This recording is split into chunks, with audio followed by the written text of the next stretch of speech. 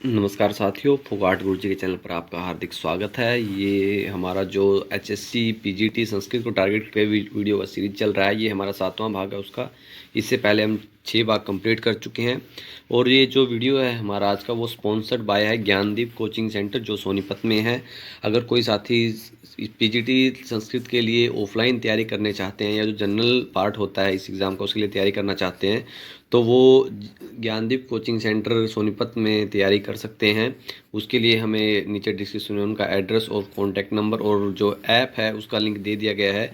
इसके अलावा आप वहाँ पर जीडीसीसी ऑनलाइन क्लासेस ऐप उसको डाउनलोड कर सकते हैं, जिसका लिंक डिस्क्रिप्शन में अवेलेबल है, या प्ले स्टोर से आप उसको डाउनलोड कर सकते हैं। और इनके लिए जो बैच की फ़ीस है पीजीडी संस्कृत के लिए उसको 4000 है, लेकिन जो साथी हमारे वीडियोस के थ्रू ज्वाइन करें उनके लिए स्पेशल डिस्काउंट 3000 रुपीज़ है। तो आपको सिर्फ उसके लिए 3000 पे करने हैं। तो आज का हमारा जो वीडियो है वो 7वां भाग है। तो आज का हमारा पहला प्रश्न है, क्रियातार्जुनीय में प्रथम सर्ग के अंदर कुल श्लोक कितने हैं। प्रश्न समझ लीजिए पूरा, थोड़ा टाइपिंग में यहाँ छूट गया है। क्रियातार्जुनीय में प्रथम सर्ग में कुल श्लोक कितने हैं, 46, 56, 36 या 32। क्रियातार्जुनीय के प्रथम सर्ग में कुल श्लोक संख्या है 46, 56, 36 या 32। तो यहाँ पर क्रियातार्जुनीय में प्रथम सर्ग के अंदर श्लोक पूछे गए हैं, तो वो कितने हैं, वो हैं 46। अगर हम क्रियातार्जुनीय की बात करें तो ये भारवी जी की रचना है। इसके अंदर कुल 18 सर्ग हैं, जिसमें नायक है वो अर्जुन है। जो इसका कथानक है वो महाभारत के वन पर्व पर आधारित है, वन पर्व पर महाभारत के। इसमें किरात वेशधारी शंकर के साथ अर्जुन के युद्ध तथा अर्जुन के द्वारा पाशुपात अस्त्र की प्राप्ति का वर्णन है। देखो ये तो हमें सबको पता है कि वहाँ पर अर्जुन और शिव का वर्णन, लेकिन वहाँ पर जैसे कई बार पूछ लेते हैं कि कौन सा शस्त्र जो है प्राप्त करने का वर्णन है अस्त्र, तो वह है पाशुपात अस्त्र। तो इसमें जो है प्रथम सर्ग में आधुनिक जो गुप्तचर व्यवस्था है की तरह व्यवस्था का वर्णन है। मतलब जैसे कि गुप्तचर व्यवस्था हमारे वर्तमान समय में है, तो वैसे ही इसके अंदर गुप्तचर व्यवस्था का वर्णन जो है इसके प्रथम सर्ग में किया गया है। तो यहाँ पर जो हमारा जो आंसर होगा वो होगा 46। ठीक है, तो प्रथम सर्ग के अंदर कितने श्लोक हैं, 46। शिवारूप का अर्थ है श्रृंगाल या गिद्दड़ियों के शब्द, मंगल ध्वनि, पार्वती की वाणी या अमंगल शब्द। शिवारूप का क्या अर्थ है।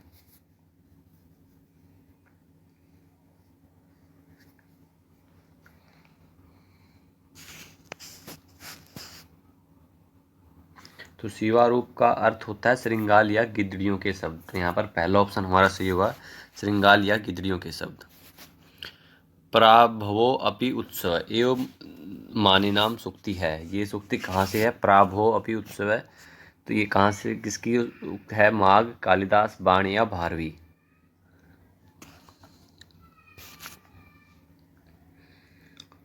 प्राभो अपि उत्सव एवं मानिनाम, ये सूक्ति किसकी है, माघ, कालिदास, बाण या भारवी।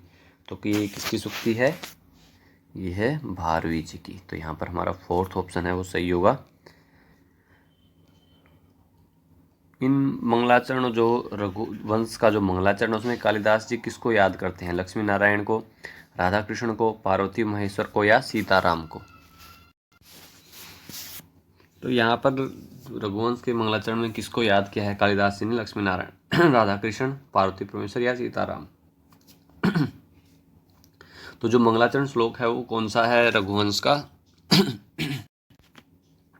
वागार्थव्यु संपृक्तौ वागवर्थ प्रतिपत्तये जगतः पितरौ वंदे पार्वती परमेश्वरौ।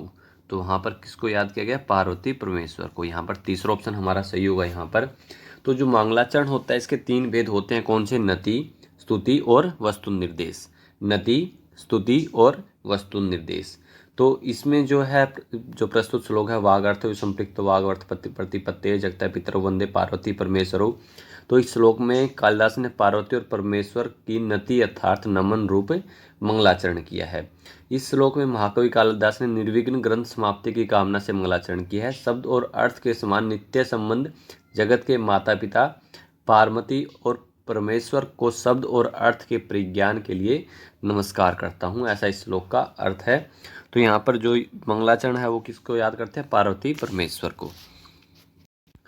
प्रश्न नंबर 65 है, ये हमने पिछले उसमें वीडियो में जो भाग 6 है उसमें हमने 60% कवर कर लिए थे इसके, क्योंकि जो डिटेल वीडियो है वो ज़्यादा लंबा नहीं, 1 घंटे के अंदर हम इतने ही प्रश्न कवर हो पाते हैं, तो उसमें हमने दूसरा भाग इसलिए उसी का किया है ये। तो यहाँ पर हमारा रघुवंश में सर्गों की संख्या है 20, 21, 19 या 18। रघुवंश के अंदर कुल कितने सर्ग हैं? तो रघुवंश में सर्गों की संख्या है 19। तो यहाँ पर हमारा तीसरा ऑप्शन सही होगा। इसके अंदर सर्गों की संख्या कितनी है? 19 है। और इसके नायक कौन है? वो श्री राम हैं। रघुवंश के नायक जो है वो श्री राम हैं। और इसका जो प्रमुख प्रधान जो रस है वो श्रृंगार है। और 6 सर्ग हैं। किसमें है 6 सर्ग? शिशुपाल वध, ऋतुसंहार, कृतार्जुनीयम या नैषधीय। इनमें से किसके अंदर 6 सर्ग हैं? तो चारों जो ऑप्शन हैं बिल्कुल ही डिस्कस करने वाले हैं, चारों के ऑप्शन के आंसर लिखने वाले हैं। हम यहाँ पर चारों के जो सर्ग है वो बता सकते हैं, क्योंकि चारों मेन पुस्तकें हैं। तो चार, अगर आपको एक का पता है तो बाकी 4 के भी ऑप्शन लिखिए साथ साथ ही। शिशुपाल वध में कितने हैं, कृतार्जुनीयम में कितने हैं, ऋतुसंहार कितने हैं और नैषधीय कितने हैं। जैसे हमने सिंगल एक ट्रिक में ही हमारे सभी हो रखे हैं। वो ट्रिक क्या था हमारा? सबसे पहले उसी को देख लें। वो था हमारा किशन। और किशन के अंदर यहाँ हमारे आंसर मिल जाएगा हमें, अगर हमें यही ट्रिक याद है तो यहाँ पर हमें 18, 20 और 22 से हमने इसको याद किया था। ये जो कृतार्जुनीयम है उसमें 18 हैं, शिशुपाल वध में 20 हैं और नैषध में 22 सर्ग हैं। तो यहाँ पर हमारा हो जाएगा 18, 20 और 22। तो बचा हमारा ऋतुसंहार। अगर हमें आंसर नहीं भी पता है तो भी हम उसको मार्क कर सकते हैं, क्योंकि ऋतुसंहार में 6 हैं। अगर तीनों का हमें पता तब भी हमारे सामने एक ही ऑप्शन बचता है। ऋतुसंहार के अंदर 6 ऋतुओं का वर्णन 6 सर्गों में किया गया है, जैसे ग्रीष्म, वर्षा, शरद, हेमंत, शिशिर और वसंत। यह कालिदास की प्रथम कृति मानी जाती है और इसमें कुल 144 पद्य हैं। ठीक है, इसके अंदर कितने पद्य हैं? 144। तो कौन सा आंसर है हमारा? सेकंड, ऋतुसंहार। बृहत्त्री है, the epic that comes under बृहत्त्री। इनमें से जो कौन से हैं, कौन जो बृहत्त्री के अंदर आता है? मेघदूत, रघुवंश, ऋतुसंहार और कृतार्जुनीयम। बहुत आसान प्रश्न है। कौन सी रचना है जो बृहत्त्री के अंदर आती है?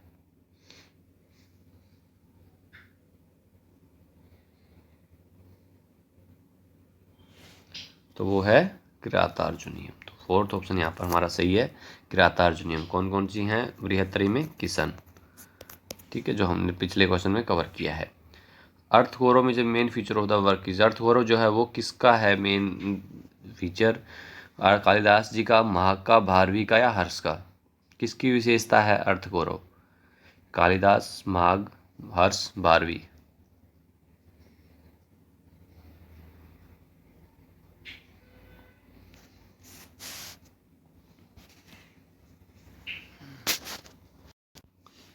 तो यहाँ हमारा आंसर होगा भारवेर अर्थगौरवम। तो तीसरा ऑप्शन हमारा यहाँ पर सही है, भारवेर अर्थगौरवम। जो हमें बताया कालिदास की उपमा दंडिनः पदलालित्यम भारवेर अर्थगौरवम और माघे सन्ति त्रयोगुणः।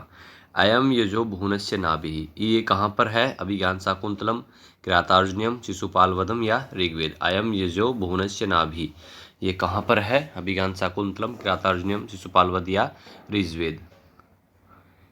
ऋग्वेद कहाँ पर है ये?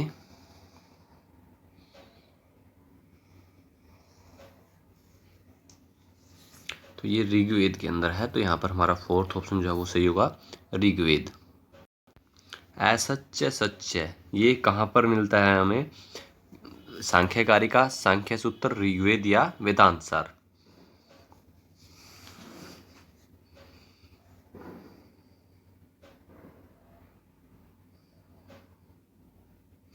तो ये है ऋग्वेद। यहाँ पर तीसरा ऑप्शन हमारा सही है, ऋग्वेद। अध्वर्यु के कर्म को कहा जाता है होत्र, औदगात्र, आध्वर्य या ब्राह्म।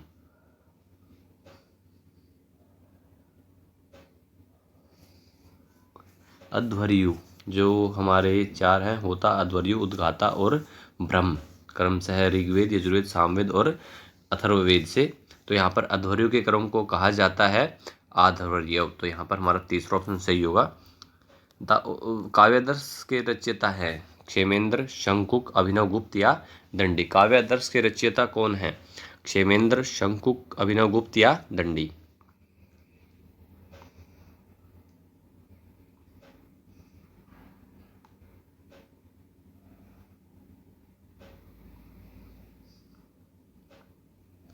तो काव्य आदर्श के रचयिता कौन है? तो वो है दंडी जी। तो फोर्थ ऑप्शन हमारा यहाँ पर सही है, दंडी। काव्यादर्श, इनकी जो रचनाएं हैं काव्यादर्श, 10 कुमार श्रीतम और अवंती सुंदरी कथा, तो उनमें से जो काव्यादर्श है वो एक आलंकारिक ग्रंथ है। इसमें अलंकार संबंधी तत्वों का वर्णन किया गया है। तो काव्यादर्श क्या है? एक अलंकारिक ग्रंथ है। किसकी रचना है? दंडी जी की रचना है। इसके अलावा 10 कुमार श्रीतम और अवंती सुंदरी कथा दो रचनाएं हैं। 10 कुमार श्रीतम जो है वो एक आख्यायिका है और अवंती सुंदरी कथा जो है कादम्बरी वाली जो कथा का वर्णन है। ठीक है इसमें। तो यहाँ पर हमारा फोर्थ ऑप्शन जो है वो सही होगा। शिशुपाल वध का उपजीव्य है? रामायण, महाभारत, पद्म पुराण या विष्णु पुराण। शिशुपाल वध का उपजीव्य है, बहुत बार ये प्रश्न डिस्कस हो चुका है, क्योंकि जहाँ भी हम नाम आया किसी पुस्तक का हमने उसका उपजीव्य, नायक, नायिका, लेखक, प्रमुख रस, गुण सब हमने डिस्कस किया है। तो शिशुपाल वध तो एक बहुत ही मुख्य पुस्तक है। तो यहाँ पर इसका जो उपजीव्य है वो क्या है? तो शिशुपाल वध का उपजीव्य है महाभारत। तो यहाँ पर हमारा सेकंड ऑप्शन सही है, महाभारत। दृश्य काव्य का दूसरा नाम है? महाकाव्य, रूपक, काव्य या खंड काव्य।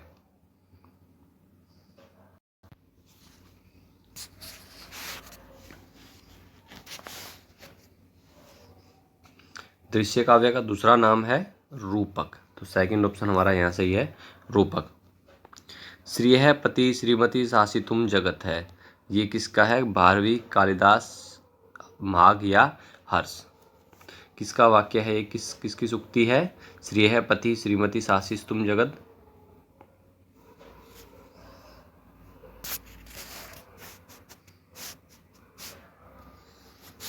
तो ये माघ जी की है। तो यहाँ पर तीसरा ऑप्शन सही है हमारा, माघ। श्रेय कुरुणाम अधिपस्य पालिनाम का उल्लेख करने वाला ग्रंथ है? किरातार्जुनीयम, शिशुपाल वध, नैषधचरितम या रघुवंश। श्रेय कुरुणाम अधिपस्य पालिनी का उल्लेख करने वाला ग्रंथ है?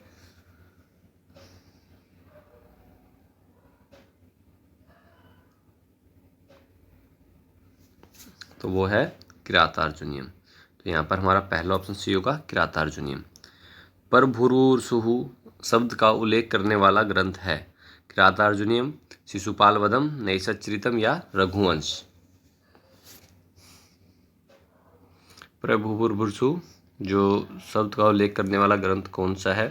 किरातार्जुनीयम, शिशुपाल वध, नैषधचरित या रघुवंश।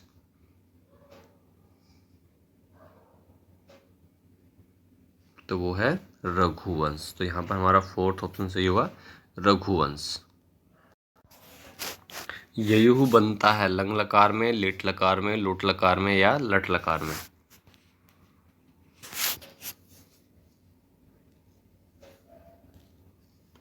ययु जो धातु रूप है वो कहाँ पर होता है? लिट लकार के अंदर। तो यहाँ पर हमारा सेकंड ऑप्शन जो है वो सही होगा, लिट लकार। द्विजिह्वताद उभजिह्वगामी भी वाक्य लुलिखित में से किसका है? कादम्बरी, रघुवंश, किरातार्जुनीयम या शिशुपाल वध।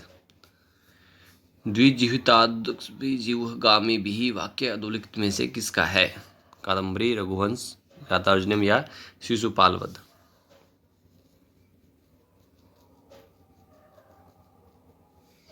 तो ये है शिशुपाल वध से। तो यहाँ पर हमारा फोर्थ ऑप्शन से होगा, शिशुपाल वध।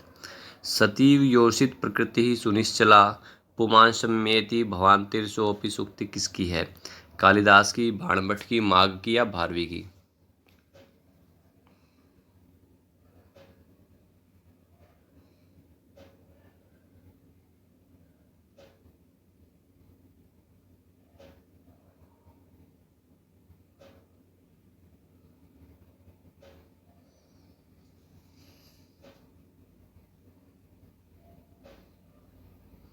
तो यहाँ पर हमारा ऑप्शन सही होगा माघ। तीसरा ऑप्शन है यहाँ हमारा सही है, माघ। किसकी सूक्ति है ये? माघ जी की। अगला प्रश्न है, तुलनात्मक भाषा विज्ञान का परिचय इसका मूल लेखक है। जो ये है इसका मूल लेखक कौन है? भोलानाथ तिवारी, पीडी गुणे, भोलाशंकर व्यास या पंडित रामावतार शर्मा। तुलनात्मक भाषा विज्ञान का परिचय।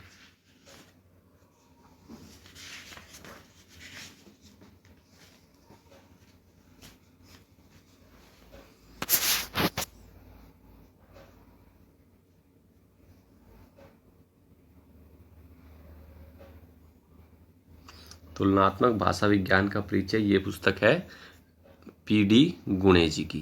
तो यहाँ पर हमारा सेकंड ऑप्शन सी होगा पीडी गुणे। जैसा कि आपको पता है ये वीडियो जो स्पॉन्सर्ड है जीडीसीसी ऑनलाइन क्लासेस ऐप के द्वारा,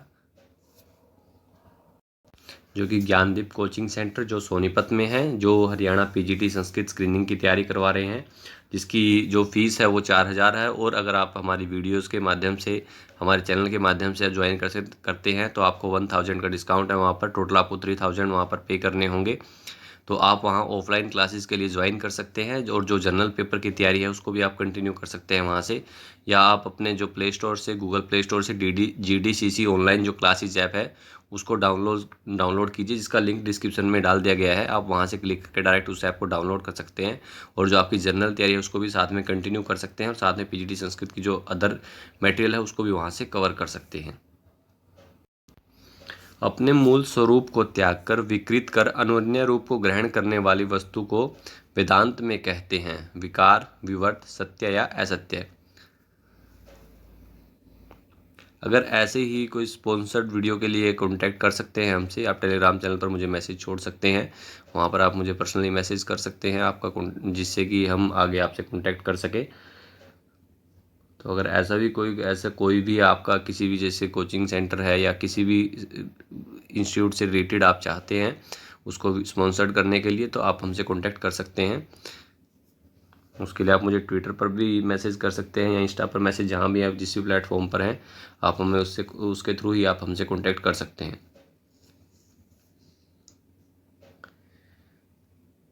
तो अपने मूल स्वरूप को त्याग कर विकृत का निरूप को ग्रहण करने वाले वस्तु वेदांत में कहते हैं विकार, विवृत, सत्य या असत्य। तो ये होता है विकार। तो यहाँ पर हमारा पहला ऑप्शन सी होगा विकार। मेघदूत कहा जाता है खंड काव्य, गद्य काव्य, महाकाव्य या चंपू काव्य। मेघदूत कहा जाता है खंड काव्य, गद्य काव्य, महाकाव्य या चंपू काव्य।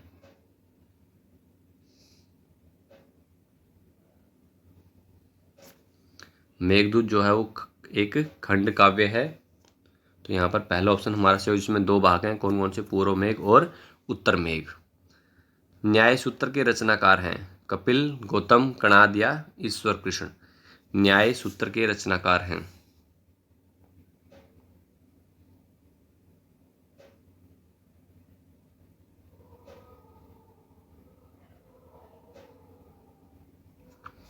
न्याय सूत्र के रचनाकार हैं तो वो है गौतम। तो सेकंड ऑप्शन सी है हमारे यहाँ पर गौतम। सत्कार्यवाद का उल्लेख है न्याय दर्शन में, सांख्य दर्शन में, बौद्ध दर्शन में या मीमांसा दर्शन में। सत्कार्यवाद का उल्लेख है न्याय दर्शन में, सांख्य दर्शन में, बौद्ध दर्शन में या मीमांसा दर्शन में।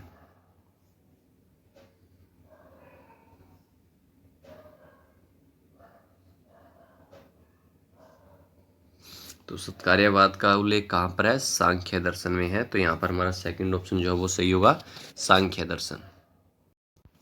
नासत्या किस देवता के लिए ऋग्वेद में प्रयुक्त है? इंद्र, अश्विनौ, नासदीय सूक्त या वरुण।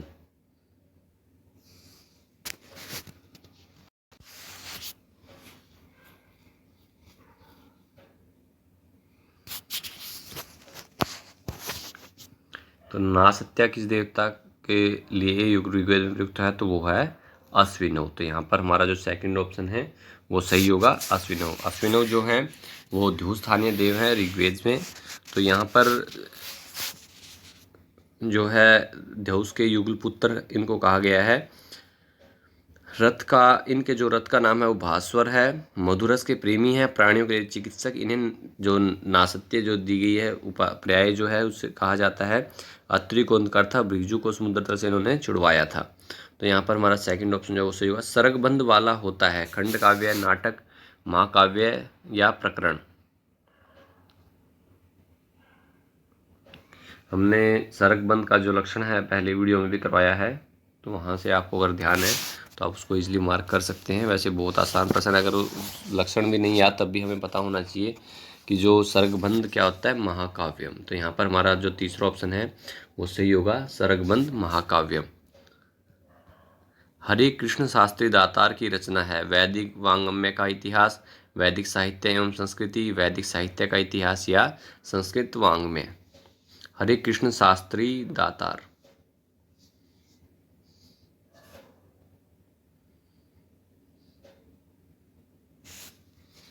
तो वो है संस्कृत वांग्मय। तो चौथा ऑप्शन हमारा यहाँ पर सही हुआ, संस्कृत वांग्मय।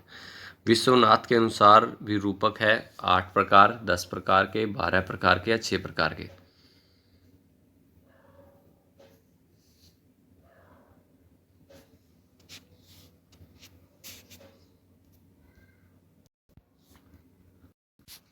तो रूपक के जो प्रकार हैं वो पहले उपरूपक बताया था, जब आप रूपक लिख रहे हैं तो उपरूपक के जो है वो 18 होते हैं और रूपक के जो है वो 10 हैं। तो यहाँ पर सेकंड ऑप्शन सही है हमारा 10।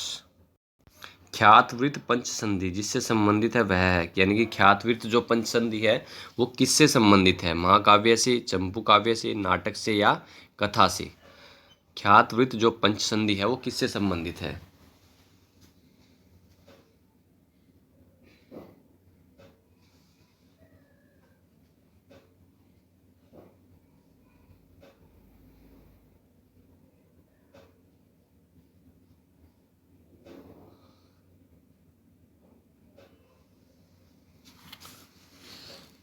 तो ये है नाटक से। तो तीसरा ऑप्शन हमारा यहाँ सही है, नाटक।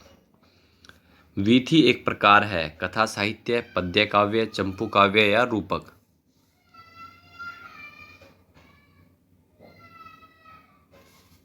वीथी किसका एक प्रकार है।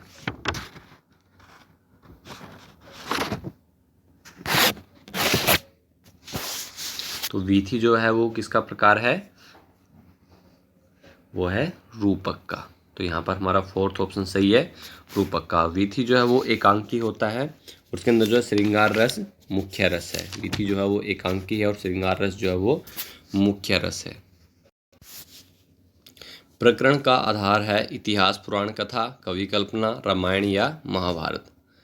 प्रकरण का आधार क्या होता है, इतिहास, पुराण, कथा, कवि कल्पना, रामायण या महाभारत।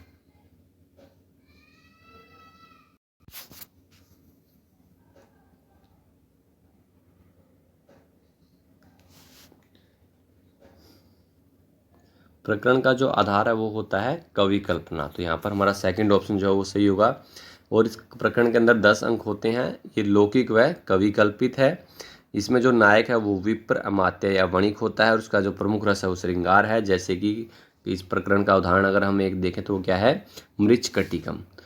तो यहाँ पर हमारा सेकंड ऑप्शन सही है, कवि कल्पना। और अगर इससे पहला जो प्रश्न है वीथी है उसके बारे में हमने आपको बताया था कि वीथी जो है वो एकांकी होता है और ये भी कवि कल्पित है, ठीक है। और इसमें जो नायक है वो कल्पित या साधारण होता है और प्रमुख रस जो है वो श्रृंगार होता है, किसके अंदर, वीथी में। अगला प्रश्न है धूर्त चरितो नाना अवस्थांतरात्मक है, परिभाषा किसकी जिसकी है वह कौन है, व्यायोग, भाण या समवकार ढीम। ये किसकी परिभाषा है, धूर्त चरितो नाना अवस्थांतरात्मक।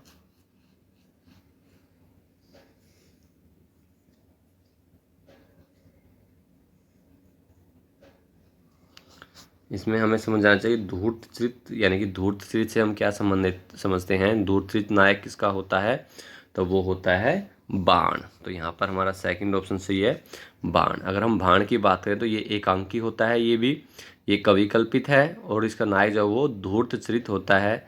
इसमें जो प्रमुख रस है वो वीर या श्रृंगार है और इसका जो एक उदाहरण है वो है लीला मधुकरम। लीला मधुकरम क्या है, ये एक बाण है और एकांकी है। बाण भट्ट की वंशावली में शामिल है चित्रभानु, माघ, भारवी या दाक्षी।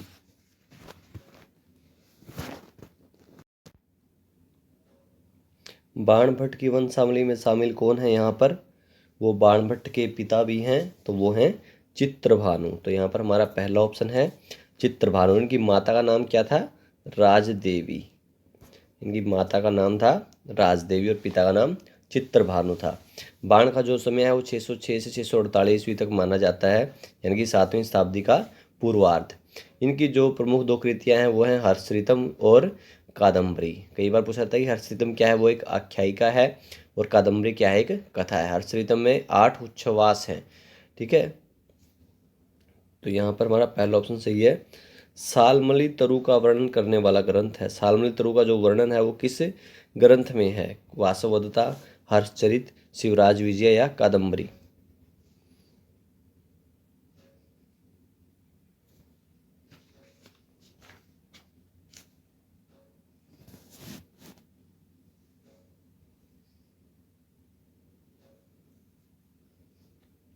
सालमली तरु का जो वर्णन है वो है कादम्बरी में। तो यहाँ पर हमारा फोर्थ ऑप्शन सही है, कादम्बरी में है। और कादम्बरी जो है वो एक कथा है, ठीक है। तो कादम्बरी को और 3 भागों में विभाजित किया गया है इसको, कथामुख, पूर्वार्ध और उत्तरार्ध। और एक पूछा जाता है कि अछोद सरोवर का वर्णन कहाँ पर है, तो वो कादम्बरी के अंदर है। और महाश्वेता की सखी का नाम कादम्बरी था। कादम्बरी में जो है वो शांत रस प्रधान है। और इसमें 3 जन्मों कथा वर्णन है, किस किसी चंद्रापीड़ और वैशंपायन के 3 जन्मों की कथा का वर्णन है इसमें।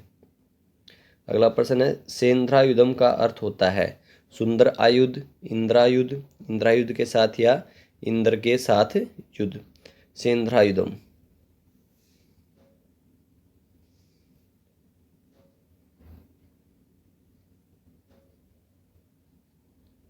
इसका होता है इंद्रायुध। तो यहाँ पर हमारा सेकंड ऑप्शन सही है, इंद्रायुध।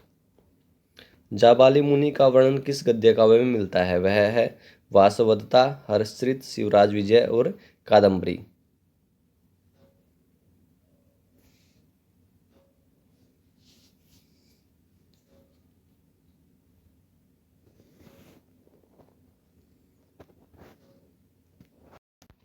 तो जाबालुमनी का वर्णन जो है वो कहाँ पर है? कादम्बरी के अंदर है। तो यहाँ पर हमारा फोर्थ ऑप्शन सही है, कादम्बरी। कादम्बरी विभक्त है 2 भागों में, 3 भागों में, 4 भागों में या 5 भागों में?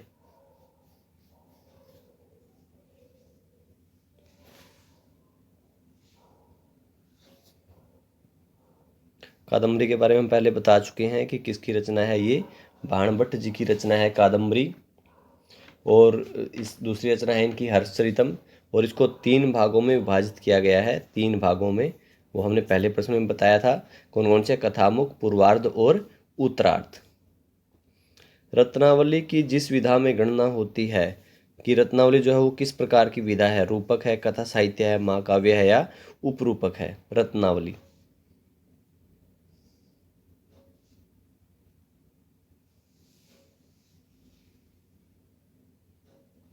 रत्नावली जो है वो एक उपरूपक है। तो यहाँ पर हमारा फोर्थ ऑप्शन सही है, रत्नावली क्या है? एक उपरूपक है। कारण के बिना जहाँ कार्य उत्पन्न हो उस काव्य में स्थित अलंकार है विशेषोक्ति, विभावना, अर्थांतरन्यास या हेतु। कारण के बिना जहाँ कार्य उत्पन्न हो उस काव्य में स्थित अलंकार है।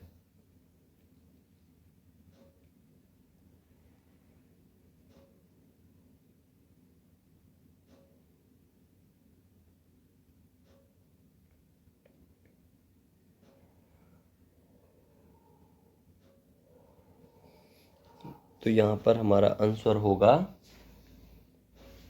विभावना। विभावना।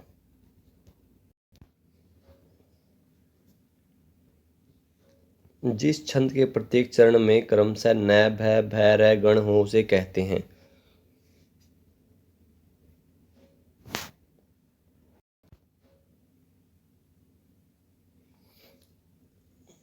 न, भय, भैरय जो गण है वो कौन सा होता है? वसंत का द्रुत विलंबित, वसंत या मंदाक्रांता। तो वो कौन सा है?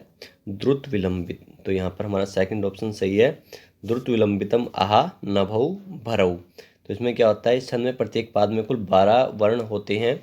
ये वर्ण क्रमशः न, भय, भय और रै, इस क्रम में होते हैं। कौन कौन से? न, भय, भय और रै। जैसे इसमें एक श्लोक है, अभिमुखे मयि संहितम ईक्षितम हसितम अन्य निमित कृतोदयम विनयवारित वृत्तितस्या न विवृतो मदनो न च संवृतः। तो इस तरह से इसका उदाहरण है द्रुत विलंबित छंद का। इसके प्रत्येक पद में 12 वर्ण होते हैं। और लक्षण क्या है इसका? द्रुत विलंबितम आहा नभौ भरौ। जिस छंद में 4 य गण हो वह होता है शिखरिणी, विद्युन्माला, त्रोटक या भुजंग पर्यात।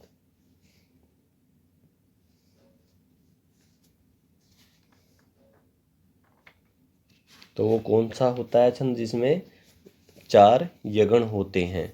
तो वो होता है भुजंग पर्यात। तो यहाँ पर हमारा फोर्थ ऑप्शन सही होगा। भुजंग पर्यात में क्या होता है? 4 यगण होते हैं। इसका लक्षण क्या है? भुजंग पर्यातम चतुर्भी यकारही। इसमें प्रत्येक पद में 12 वर्ण होते हैं और 4 यगण होते हैं, जो है न तातो न माता न बंधु न दाता न पुत्रो न पुत्री न भृत्यो न भर्ता न जाया न विद्या न वृत्तिमेव व गतिस्तम त्वमेका भवानी। तो जो ये है, ये किसका उदाहरण है? भुजंग पर्यात का उदाहरण है। इसमें चारों यकार हैं और एक उसमें जो पाद है उसमें 12 वर्ण हैं। तो यहाँ पर हमारा फोर्थ ऑप्शन सही है। वसंत छंद में वर्णों की संख्या होती है 15, 12, 11 या 17।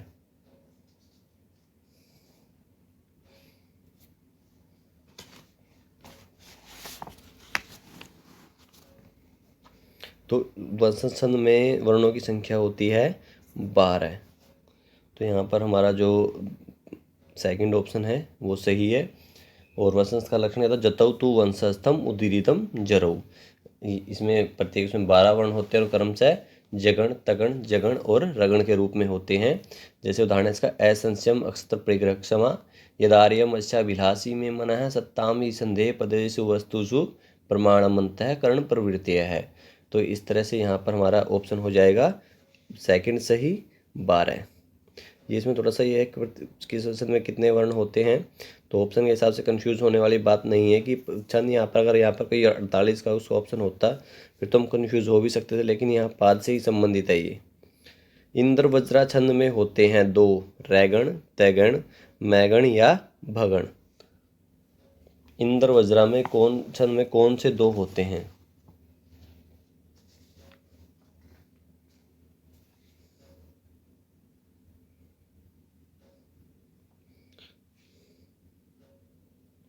तो वो होते हैं तैगण। तो यहाँ पर हमारा सेकंड ऑप्शन सही होगा। इंद्रवज्रा स्याद इंद्रवज्रा यदि तौ जगौ गह, कि इसमें प्रत्येक पाद में कुल 11 वर्ण होते हैं और ये वर्ण क्रमशः तैगण, तगण, जगण, दो गुरु के रूप में होते हैं। जैसे अर्थो ही कन्या प्रत्यय ताम अद्य संप्रेष्य परिगृहीतु जातो ममायम विस्तः प्रकामम प्रत्यर्पित न्यास इवांतरात्मा। तो यहाँ पर हमारा सेकंड ऑप्शन सही होगा। मैं गण में होते हैं 3 लघु वर्ण, 3 गुरु वर्ण, 2 एक लघु, 2 गुरु एक लघु, 2 लघु एक गुरु। मैं गण।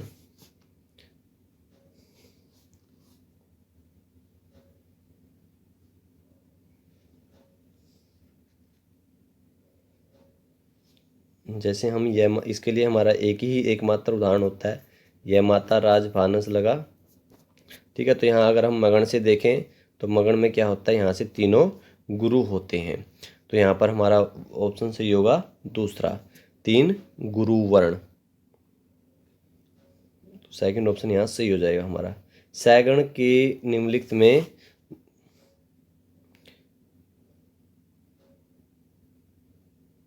तो यहाँ पर हमें सगण बताना है कौन सा है।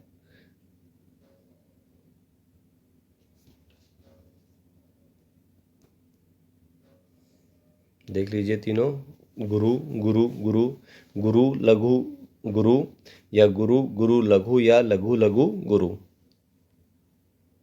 जैसे में रे माता राज भानस लगा, भानस लगा, तो वहाँ से हम समझ जाएंगे कि कौन सा ऑप्शन इसका सही है। फोर्थ ऑप्शन सही होगा इसका, भानस लगा। तो उसमें होगा लघु लघु और गुरु, इस तरह से। कंटकम में प्रत्यय है, प्रश्न थोड़ा मिसप्रिंट हो जाता है कई बार। कंटकम में प्रत्यय है णमुल, यू, अक या क।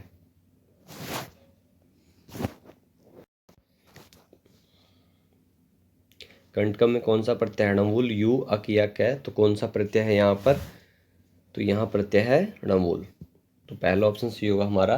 णमूल जो है वो णमूल त्रिचो सूत्र से कर्तार्थ में धातुओं से णमूल व त्रिच प्रत्यय होते हैं। णमूल में णय एवं लय की इत संज्ञा हो जाती है, शेष रहे ऊ के स्थान पर यू और न को सूत्र से अक आदेश हो जाता है। णमूल प्रत्यय णित है, अतः यथा प्राप्त विधि कार्य हो जाएगा। यह आर्धातुक प्रत्यय है तथा यथा प्राप्त गुण कार्य भी हो जाएगा यहाँ पर। तो यहाँ पर क्या होगा, कंटकम में कौन सा होगा, णमूल प्रत्यय। निम्नस्थ शब्दों में उभयलिंगी पुल्लिंग और नपुंसकलिंग है, राम, जाया, कुट या मन।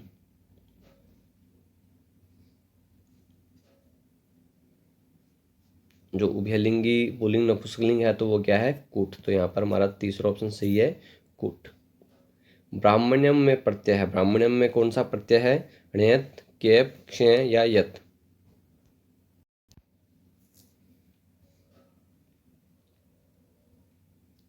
तो यहाँ प्रत्यय होगा क्षय, तीसरा ऑप्शन सही होगा।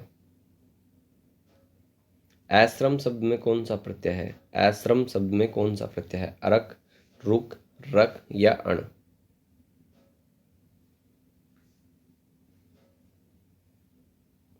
तो यहाँ है रक प्रत्यय। तो यहाँ पर हमारा तीसरा ऑप्शन सही होगा, कौन सा है, रक प्रत्यय।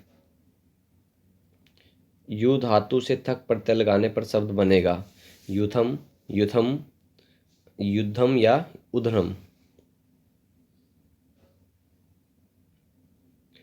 यूथम देख लीजिए यहाँ पर, उकार, लघु और दीर्घ। तो यूथम, यू धातु से थक प्रत्यय लगाने पर कौन सा शब्द बनेगा, तो यहाँ पर शब्द होगा यूथम।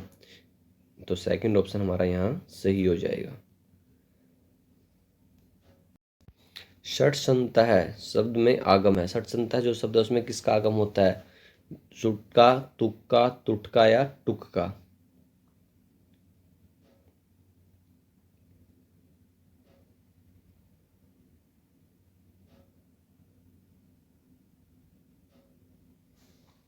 तो यहाँ पर हमारा ऑप्शन सही होगा पहला। वाग ईसा का संधि विच्छेद होगा, वाची जमा ईसा है, वाक जमा ईशा है, वाच जमा ईशा है या वची जमा ईशा है।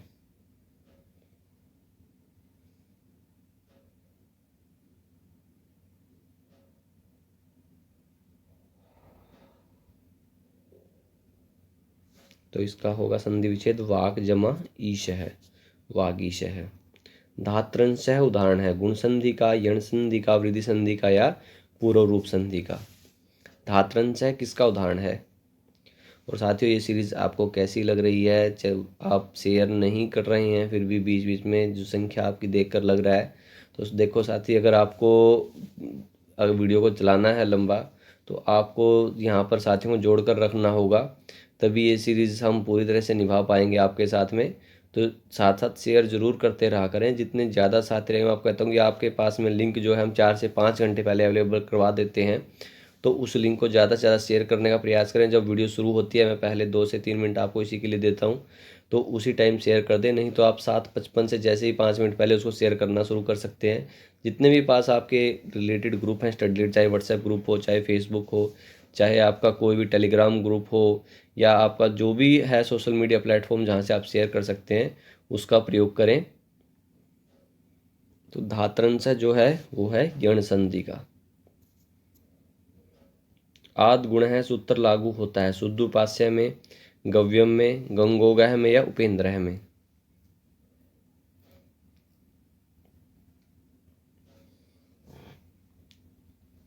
तो ये किस में लागू होगा, उपेंद्र है। तो यहाँ पर फोर्थ ऑप्शन सही होगा।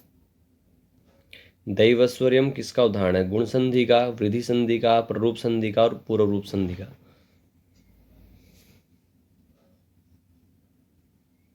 दैवैश्वर्यम किसका उदाहरण है, तो वो है वृद्धि संधि का। यहाँ सेकंड ऑप्शन हमारा सही है, वृद्धि संधि। क्रोम्य हम उदाहरण है वृद्धि संधि का, गुण संधि का, प्रकृति भाव का या यण संधि का।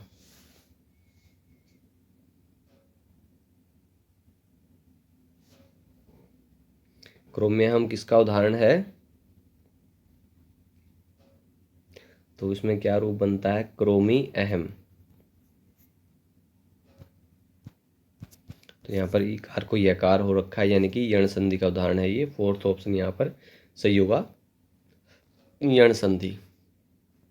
लोप करने वाला सूत्र है तस्य लोप है, अदर्शनम लोप है, लुक्ष लुलुप है या किंगीति च। इनमें लोप करने वाला सूत्र कौन सा है? तस्य लोप है, अदर्शनम लोप है, लुक्ष लुलुप है या किंगीति च। तो यहाँ पर तस्य लोप है जो सूत्र है वो लोप विधायक सूत्र है। अगला प्रश्न है, जनता में प्रत्यय है डाप, तल, चाप या कत। जनता में कौन सा प्रत्यय है?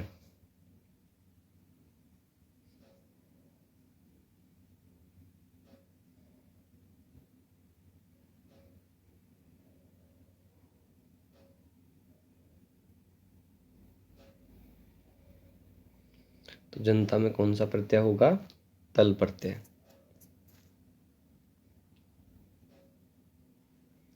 औत्साह का निर्माण होता है उत्स धेय, उत्स अय, उत्स कय या उत्स अण।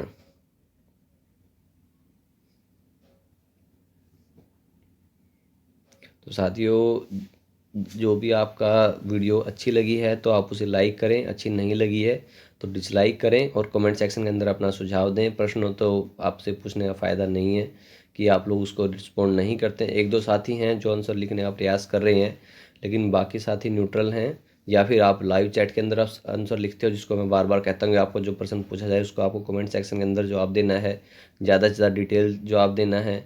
तो इसलिए मैं आज की वीडियो में प्रश्न नहीं पूछ रहा हूँ, क्योंकि बहुत कम साथी हैं जो इंटरेस्ट ले रहे हैं प्रश्न के जवाब देने के लिए। अगर आप लोग इंटरेस्टेड होंगे, अगर आप लिख कर भेजेंगे तो आगे ज़रूर इस चीज़ के लिए प्रयास करेंगे। तो यहाँ पर हमारा जो है ओज का निर्माण है निम्नलिखित रूप कौन सा है? उत्स जमा अय। तो यहाँ पर हमारा सेकंड ऑप्शन जो है वो सही होगा, उत्स जमा अय। तो सभी साथी जो हैं इस वीडियो को, जो भी नए जुड़े हैं आज वीडियो से, तो चैनल को सब्सक्राइब कर लें, वीडियो को शेयर करें आपके जो भी स्टडी रिलेटेड ग्रुप हैं, और वीडियो को लाइक करें, या अच्छी नहीं लग रही है तो डिसलाइक करें, और डिसलाइक करें तो रीज़न ज़रूर बताएं उसका कि रीज़न क्या है। तो आप ऐसा अपना जो भी है अपनी स्टडी है उसको कंटिन्यू रखें, पढ़ते रहें, घर पर रहें, स्वस्थ रहें, सुरक्षित रहें। धन्यवाद, शुभ रात्रि।